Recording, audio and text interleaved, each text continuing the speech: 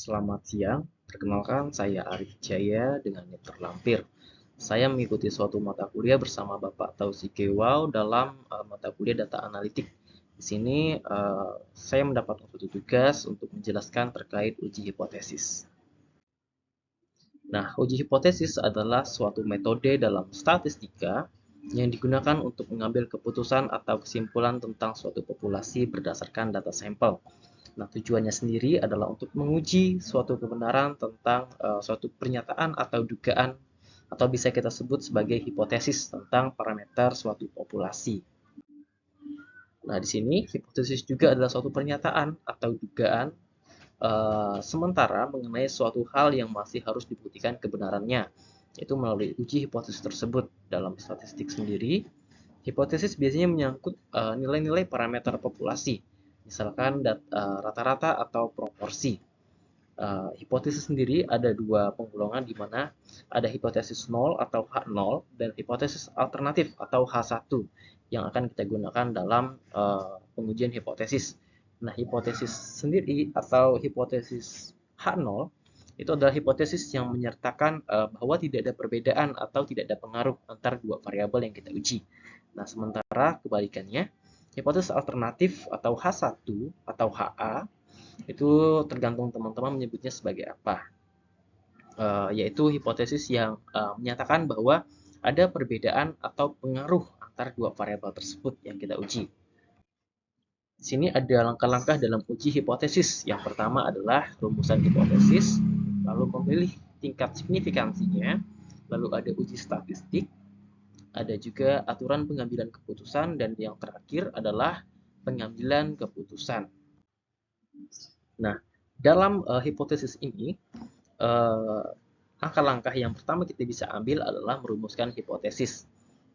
Sesuai yang tadi saya jelaskan di awal bahwa hipotesis 0 atau H0 adalah hipotesis yang menyatakan tidak ada perbedaan atau tidak ada pengaruh. Lalu sedangkan H1 atau hipotesis alternatif adalah kebalikannya, di mana menyatakan bahwa ada perbedaan atau pengaruh yang signifikan antar kedua variabel. Nah, yang kedua, kita bisa menentukan tingkat signifikansi atau alfa yang akan kita pakai. Di sini ada alfa 1, ada alfa 5, dan alfa 10. 1%, 5%, dan 10%. Dari ketiga ini yang biasa kita pakai adalah alfa 5% untuk tingkat minimalisir dari kesalahan yang kita uji. Biasa kalau 1% itu biasanya untuk tingkat medis atau kedokteran. 10% itu sepertinya dinilai terlalu kecil, makanya kita menggunakan tingkat 5%. Di sini selanjutnya yang ketiga adalah menentukan statistik uji.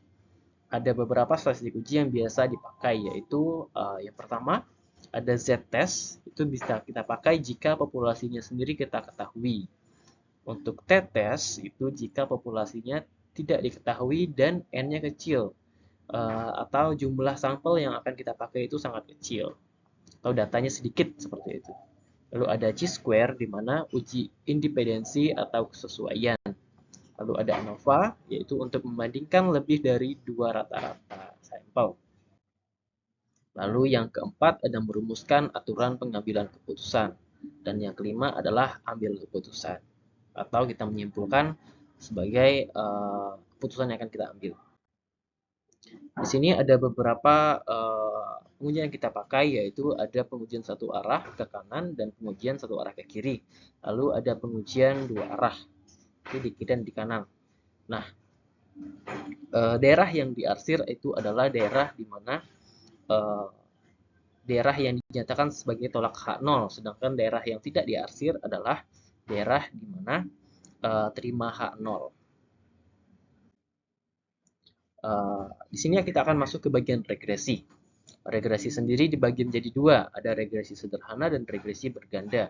Regresi sederhana itu dipakai apabila hanya memiliki satu variabel uji atau X dan Y, di mana X mempengaruhi Y. Di sini ada contoh kasus di mana sebuah perusahaan ingin mengetahui sejauh mana harga produk itu mempengaruhi jumlah dari penjualan. Di sini kita bisa lihat di mana hanya ada satu X dan satu Y. yang akan yang akan mempengaruhi di mana X mempengaruhi Y.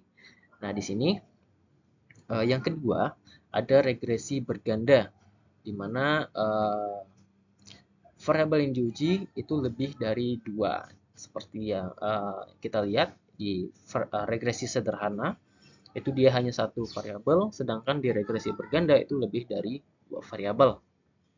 Contoh kasusnya adalah nilai ekspor pakaian jadi dan harga ekspor pakaian jadi dan nilai kurs, di mana nilai ekspor pakaian jadi itu ditentukan oleh harga ekspor pakaian jadi dan nilai kurs. Jadi yang kita pakai adalah nilai ekspor pakaian jadi sebagai Y, nilai harga ekspor pakaian jadi sebagai X1, dan nilai kurs sebagai X2. Ada contoh kasus yang dapat kita pakai, yaitu sebagai data berikut. Ini datanya dengan bulan, dari bulan 1 sampai bulan 12, artinya ada 12N.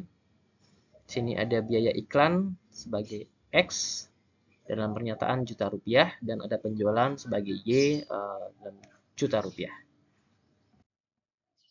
Ini adalah hasil regresi yang kita pakai, mana ada X dan Y, jumlah rata-rata, dan sebagainya.